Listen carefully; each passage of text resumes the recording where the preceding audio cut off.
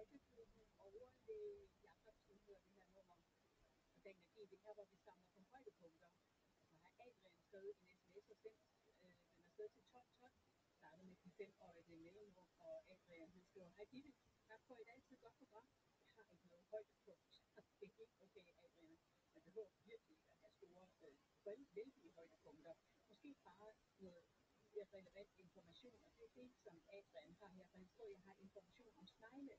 Vinkersnegle, de skulle være glade for smagen af dræbersnegle.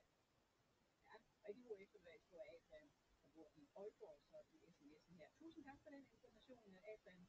Det er faktisk nyt for mig. Jeg ved, at kældersneglen eller leopardsneglen er ud af godt at spise lidt dræbersnegle, men at vinkersneglen også gør det, det er ny info. Tak